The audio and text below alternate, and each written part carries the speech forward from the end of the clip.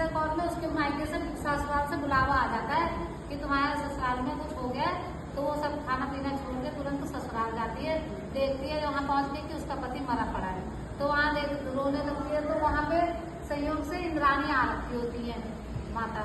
तो कहते उनको देख के विलाप करने लगती है, माता मेरे से क्या गलती हो गई, मैं तो पूरा व्रत भी गया, सारा दिन भूखी रही और मैंने तो चंद्रमा को देख के पूजा करके तभी व्रत खोला, फिर मेरे पति को तुमने आज के दिन क्यों छीन लिया मुझसे। तो कहती है तूने व्रत तो किया था, लेकिन तूने बिना चंद्रमा को अर्घ दिए अपना व्रत खोल दिया।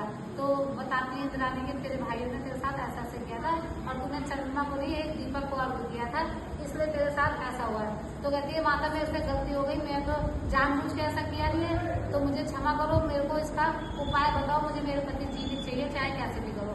तो कहती है कि अब तुझे 12 माह, ये 12 महीने जितने भी चौथ के व्रत होंगे वो करने पड़ेंगे, और जब साल भर बाद करवा चौथ का व्रत आएगा वो तुझे पूरा विधि पूर्वक अच्छे से करना पड़ेगा, तो उसके बाद तुझे तेरा पति मिलेगा।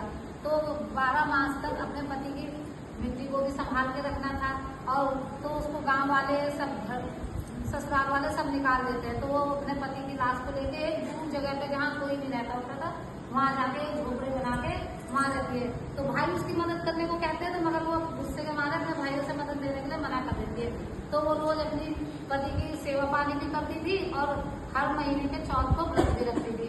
फिर लास्ट में जब साल भर बाद करवा चौथ का व्रत आता है तो दोबारा वो करवा चौथ का व्रत दोबारा विधि पूर्वक अच्छे से रखती है, और फिर शाम को जब चंद्रमा निकलता है तब उसे अर्घ देके अच्छी विधि पूर्वक से पूजा करके तब व्रत खोलती है।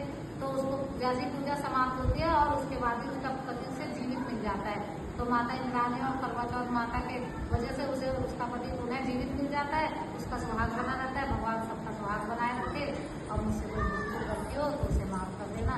करवा चौथ माता की जय।